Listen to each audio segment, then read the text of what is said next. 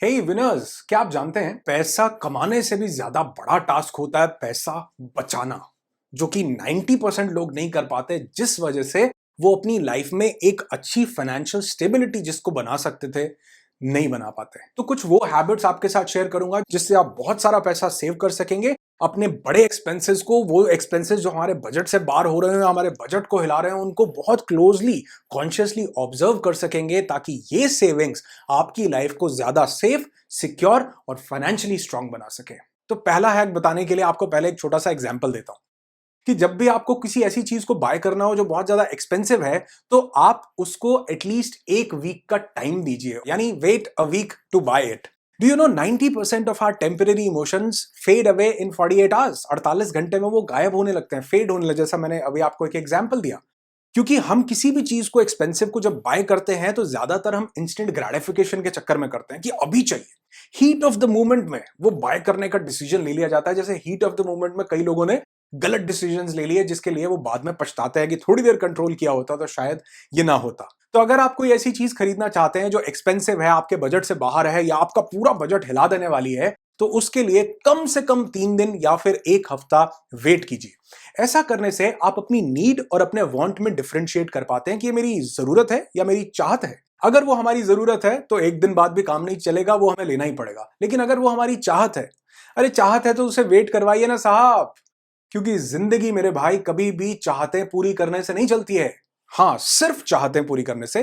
पहले अपनी जरूरतें पूरी करो, उसके बाद चाहते। क्योंकि जब जिंदगी में कोई भी उठापटक होती है ना, कोई भी जिंदगी में टफ सिचुएशन आती है, तो ये जो जरूरतें पूरी की हुई हैं वही काम आती हैं, चाहते नहीं। इसलिए किसी भी एक्सपेंसिव चीज को खरीदने से पहले उसको कहिए रुको जरा, इंतजार करो, आते हैं वापस। नेक्स्ट पॉइंट बताने से पहले फिर एक एग्जांपल। अगर आपने किसी के पास कोई काम किया, या आप फ्रीलांसर हैं, या कोई भी काम आपने पूरा करके दिया, या आप जॉब ही क्यों ना करते हो, तो अगर आपको उस काम का, सपोज कीजिए काम कॉन्ट्रैक्ट पूरा हो गया, आप उसके बदले में 1 लाख रुपए मिलने हैं, तो वो जो वेंडर है या वो जो आपका एम्प्लॉयर है, वो बोले कि भैया मैं तुम्हें या तो ये जो 1 लाख का काम किया है इसके बदले में या तो 1 लाख रुपए ले लो ये कैश, या फिर इसके बदले में ये 1 लाख रुपए का फोन ले लो, तो उस समय आप क्या लेना पसंद करेंगे?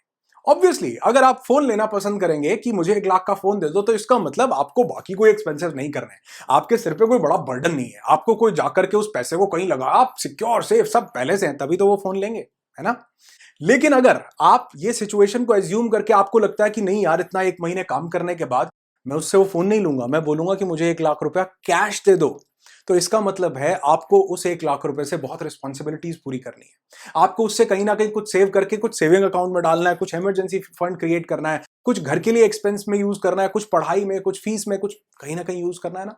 तो अगर ऐसा है तो मेरा सेकंड पॉइंट बोलता है कि कोई भी चीज बाय करने से पहले उसको कैश से कंपेयर करो कि ये जो 50,000 रुपए की, 20,000 रुपए की, ये जो 1 लाख रुपए की चीज मैं बाय कर रहा हूं, क्या अगर इसके बदले में इतना ही पैसा मेरे पास हो, money saved is equal to money earned, अगर इतना ही पैसा मेरे पास हो, तो क्या मैं वो पैसा रखना चाहूंगा अपनी लाइफ को सिक्योर बनाने के लिए, या इस गैजेट पे, इस चीज पे, ये अनवांटेड चीज जो एकदम से ग्रेटिफिकेशन मेरे माइंड में आया, इस पर पैसा लगाना चाहूंगा। तो एकदम से रियलाइज ये हो जाएगा कि मुझे क्या करना है। ऑब्वियसली अगर आप चाहो कि उस चीज पर पैसा आपको लगाना ही है 1 लाख रुपया, तो इसका मतलब आपके पास इनफ होल्डिंग्स हैं, या फिर वो टेम्पररी इमोशन है। In that case go back two point number 1 कि उसको थोड़ा सा वेट करवाइए साहब। तो अगर आप ऐसी सिचुएशन में हो जहां जरूरत पड़ने पर आपको वो 1 लाख रुपए का गैजेट या कोई भी ऐसी एक्सपेंसिव चीज काम आने वाली है, तो बहुत बढ़िया। अगर नहीं काम आने वाली है तो उसको पैसे में कन्वर्ट करके रखो ना यार। मैंने बोला real money gives you real confidence. Next, अगर आप अपनी सेविंग्स को बढ़ाना चाहते हैं तो फाइंड ऑल्टरनेटिव्स। ऑल्टरनेटिव्स ढूंढिए कि इसका क्या और ऑल्टरनेट हो सकता है। और बहुत इजी ऑल्टरनेट्स कई बार हमारे पास अवेलेबल होते हैं, लेकिन हम अपनी नजर वहां नहीं दौड़ा रहे होते। एक सिंपल सा एग्जांपल देता हूं। और मैंने बहुत से ऐसे लोगों को देखा है जो बाहर जाते हैं, रेगुलरली जाते हैं, लेकिन वो अपने साथ एक पानी की बोतल कैरी नहीं करते। वो बाहर से वो वाटर बॉटल खरीदेंगे, वो वाटर बॉटल जो कभी 10 रुपए की होती थी, अब वही 50, 60, 100, 150 रुपए तक की हो चुकी है।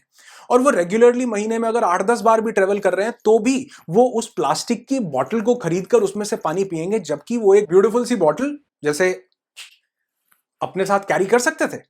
यानी इसमें मैं माइजर होने के लिए नहीं बोल रहा हूं, मैं बोल रहा हूं कि वो जो प्लास्टिक की वाटर बॉटल जो हमारी हेल्थ के लिए भी अच्छी नहीं है, जिसको कहीं जाकर के कैरी करना था, उससे लाख दर्जे लाख गुना अच्छी बात है कि वो साफ पानी जो हम अपने घर पर पीते हैं, जो जिंदगी भर पीते आए हैं, हमारी पूरी फैमिली पीती है, उसको हम अपने साथ कैरी करें। छोटा सा एग्जाम्पल है, लेकिन कहने का मतलब क्या है कि ऑल्टरनेटिव्स ढूंढिए। तो हमें अपनी लाइफ के उन एस्पेक्ट्स पर ध्यान देना है जहां पे एक्सपेंसेस रेगुलर है और जरूरी भी, और खुद से ये सवाल करना है कि is there a better way to make that purchase और पेमेंट? क्या कोई तरीका है जिससे वो प्रोसेस और कन्वीनियंट और कुछ फायदेमंद भी हो सके? For example, your kids education. अब बच्चे को पढ़ना तो है ही, मगर वो प्रोसेस जितना जरूरी है उतना ही टीडियस भी और एक्सपेंसिव भी। आजकल एक परफेक्ट स्कूल ढूंढना तो एक हैसल है ही, बट एक परफेक्ट ट्यूशन ढूंढना उससे भी बड़ा टास्क है। और इन कोविड टाइम्स में तो ये महंगी ट्यूशंस लेना तो बिल्कुल ही गरीबी में आटा गीला जैसी सिचुएशन है कई बार।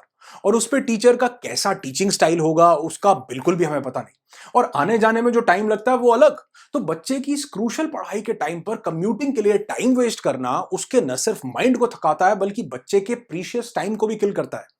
तो आप बच्चे की एजुकेशन फीस तो भरते ही हो, है ना? पर अगर आप अपने मास्टर कार्ड क्रेडिट कार्ड को यूज करते हो to pay your child education fee on Cred, तो आपको क्रेड पर एक एश्योर्ड कैशबैक तो मिलता ही है, उसके साथ आपको बायजूस के वाउचर्स मिलते हैं, जिससे आप बायजूस के वर्ल्ड क्लास प्लेटफॉर्म पर 3 ऑनलाइन ट्यूशन क्लासेस ले सकते हो। ऑनलाइन यानी घर बैठे बैठे, वो भी बिल्कुल free. And when you clear your child's educational expense through Mastercard, तो हर ट्रांजैक्शन पर जो रिवॉर्ड पॉइंट्स मिलते हैं वो एक अलग बोनस है। It's like cherry on the cake. आप अपनी लार्ज पेमेंट्स को इजी ईएमआईज में कन्वर्ट कर सकते हैं, and it also offers you an interest free credit period by your credit card issuer. तो इससे आप टाइम एंड मनी सेव कर सकते हो और अपने बच्चे को घर बैठे बैठे इंडिया के one of the best online learning platform Byju's से फ्री ट्यूशंस लेने का मौका दे सकते हो। तो थोड़ा सा एक्स्ट्रा माइल्स जाइए, ऑल्टरनेटिव्स ढूंढिए, वो ऑल्टरनेटिव्स जो आपके पैसे को बचा सकते हो, आपको कहीं एक्स्ट्रा कैशबैक दिलवा सकते हो, क्योंकि ये जो बचा हुआ पैसा है ये न सिर्फ आपको मेंटल पीस देता है, बल्कि इसके साथ साथ आपकी लाइफ को ज्यादा स्मूथ, सिक्योर और फाइनेंशियली स्ट्रांग में बनाने में बहुत ज्यादा हेल्प करता है। Next and the most powerful money saving hack is cost benefit analysis. कितना कॉस्ट आप दे रहे हैं, कितना बेनिफिट उसका आप लेंगे, इसका एनालिसिस कीजिए, आपके बहुत सारे पैसे बच सकते हैं। लेकिन आपको अपनी लाइफ के हिसाब से कंपैरिजन करना है, किसी दूसरे के लाइफ के हिसाब से नहीं। एक एग्जांपल देता हूं, मैं एक ऐसे पर्सन को जानता हूं जो रेगुलरली दिल्ली जाया करते थे अपनी कार पर अपने कुछ काम के सिलसिले में। तो एक दिन उन्होंने क्या देखा कि यार ये जो मैं दिल्ली जाता हूं इसमें मेरा बहुत एक्सपेंस हो जाता है, क्योंकि उस कार में अगर 3-4 लोग जा रहे हैं तो वो बहुत इकोनॉमिकल रह जाता है। लेकिन एक इंसान, अब इस महंगाई के दौर में जहां पेट्रोल डीजल के रेट आसमान छू रहे हैं, वो कहते हैं कि मैं जाता हूं तो मुझे बहुत ज्यादा एक्सपेंसिव वो लगता है। दूसरा, वहां जाकर मुझे रास्ते समझ में नहीं आते, कई बार जीपीएस उल्टी जगह पर पहुंचा देता है। तीसरा, कई बार करोल बाग या सदर बाजार वो बोलते हैं मैं जाता हूं तो वहां पर मुझे पार्किंग ढूंढने में एक टास्क हो जाता है, मतलब 1-1 घंटा पार्किंग नहीं मिलती, या फिर किसी को एक्स्ट्रा पैसे देने पड़ते हैं कि यार ये मेरी गाड़ी कहीं ना कहीं पार्क करवा दो। और चौथा, वो जो ट्रैफिक है दिल्ली का वो या समझ में नहीं आता, कभी गाड़ी यहां से लगती है कभी वहां से लगती है। तो उन्होंने कॉस्ट बेनिफिट एनालिसिस किया और उसके बाद वो उसकी जगह उनके एरिया से जनशताब्दी एक्सप्रेस ट्रेन चलती थी उस पर, या उनके वहां से एक वॉल्वो चलती थी उस पर वो जाने लगे। वो बोले बहुत ही कम पैसे लगते हैं। दूसरा, एक ड्राइवर मुझे छोड़ देता है वहां तक।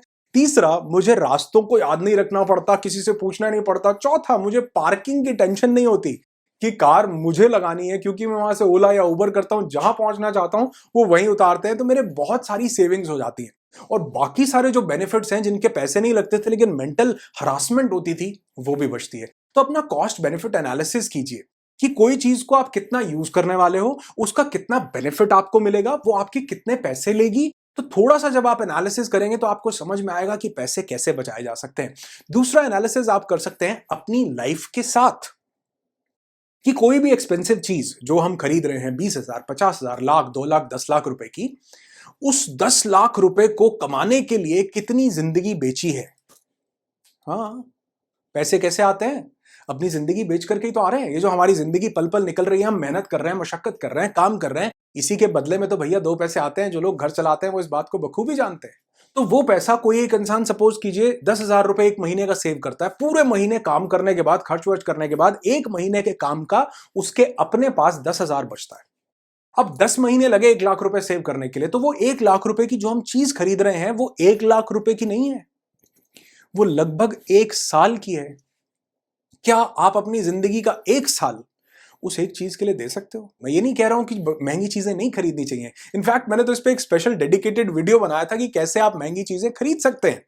तो उसका क्रक्स यही था कि आप उसको अपनी लाइफ एनर्जी से कंपेयर कीजिए, जो बहुत ज्यादा लिमिटेड है। महंगी चीजें खरीदो, लेकिन वो तब खरीदो जब आप अपनी इनकम को बढ़ाओ। तो सबसे पहले अपने उसके यूज को कंपेयर कीजिए और अपनी लाइफ एनर्जी के साथ उससे कंपेयर कीजिए कि इसको खरीदने के लिए कितना समय बेचा है।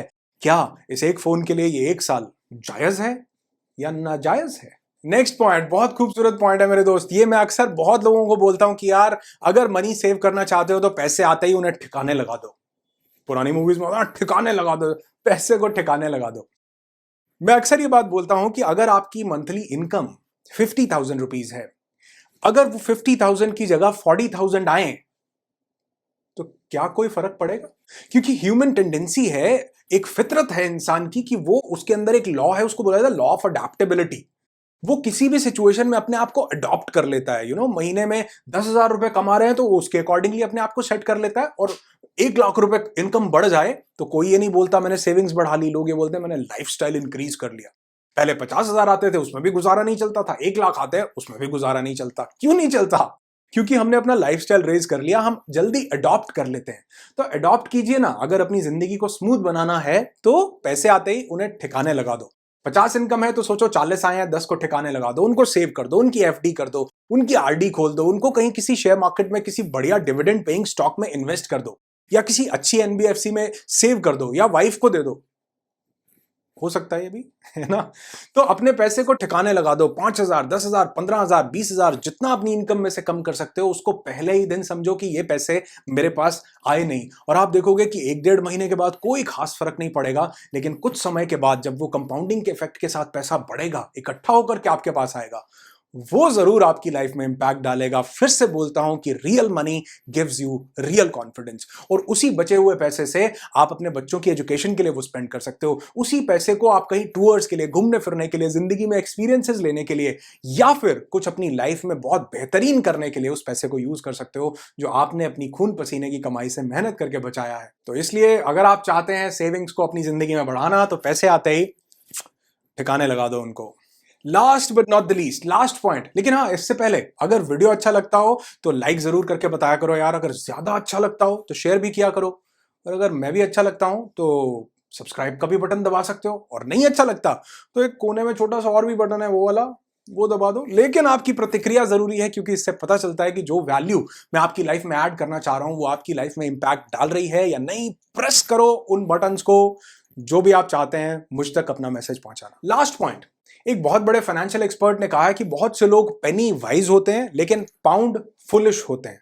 पेनी वाइज, पेनी का मतलब चंद सिक्के। वो चंद सिक्के तो बचाते रहते हैं, लेकिन वो पाउंड यानी वो जो बड़ा नोट है, वो महंगा एक्सपेंस है, उसको खर्चने में पूरी बेवकूफी दिखाते हैं। 2 रुपए यहां से बचा लो, 5 वहां से बचा लो, रिक्शा वाले से लड़ लो, सब्जी वाले से 5 बचा लो, 5-5, 2-2, 10-10 करके वो 100 रुपए बचाएंगे। लेकिन वो जो 5,000 रुपए की एक चीज खरीदनी है, उसमें बचाने का सोचेंगे भी नहीं। इन्फ्लेशन ये जा रहा है, यहां पे पैसे डाल दो, ये कर लो, वो 2-4-5 बचाएंगे। लेकिन वो जो 1.5 लाख का फोन जो पिछले 70 सालों का इन्फ्लेशन पी गया, they don't give it a dam thought on that particular thing. तो पेनी वाइज होना एक अच्छी बात है, लेकिन पाउंड वाइज होना उससे भी अच्छी बात है। वो जो बड़ा एक्सपेंस है, जो 50,000, लाख, 2 लाख, 5 लाख, 10 लाख खर्चने हैं, उसमें कई बार एक छोटा सा नीचे का वेरिएंट लेके आप कई हजारों लाखों रुपए बचा सकते हो। तो ये सब पॉइंट्स का बाप है। अगर आप पाउंड वाइज हो जाओ तो पेनी वाइज नहीं भी हो गए तो काम चलता रहेगा मेरे दोस्त। और ये आपकी सेविंग्स को बहुत ज्यादा बढ़ाता है, क्योंकि वो 2-2, 4-4 रुपए जरूर एक बड़ा अमाउंट बन के लाइफ में जरूर रिफ्लेक्ट करते हैं। मैं उसको बुरा नहीं बोल रहा हूं, लेकिन पाउंड को सेव ना करना, बड़े नोट को सेव ना करना जरूर एक बहुत बुरी बात है। तो जो बिग एक्सपेंसेस हैं उनमें वाइज डिसीजंस लीजिए, उनमें समझदारी से डिसीजंस लीजिए। और उन डिसीजंस को लेने के लिए जो पहले के बाकी सभी पॉइंट्स बताए, इनको अपने माइंड में रखिए कि कैसे आप अपने पैसे को ज्यादा अच्छे से सेव कर सकते हैं। लास्ट में आपको समराइज कर दूं, अगर आप चाहते हैं पैसे को बचाना तो wait a week to buy it, एक हफ्ते का इंतजार कीजिए। दूसरा, कंपेयर इट विद कैश। इसके बदले में अगर मेरे पास कैश हो तो कैसा लगेगा, सोच के देखना।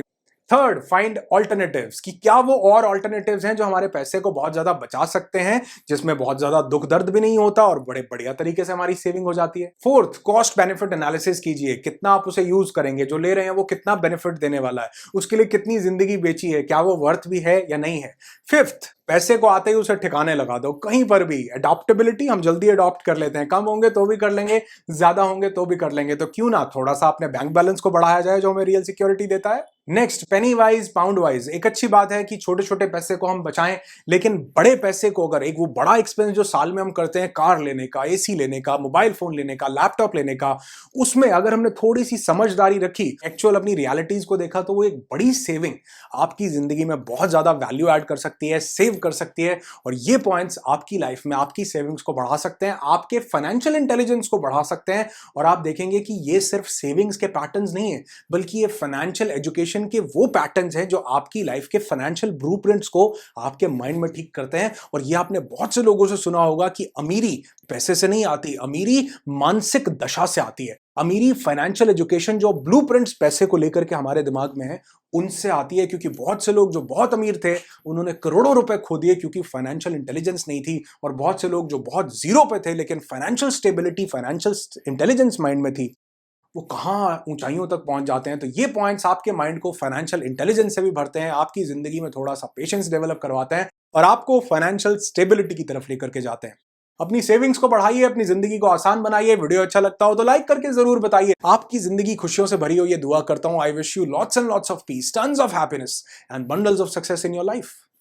Be happy, be alive.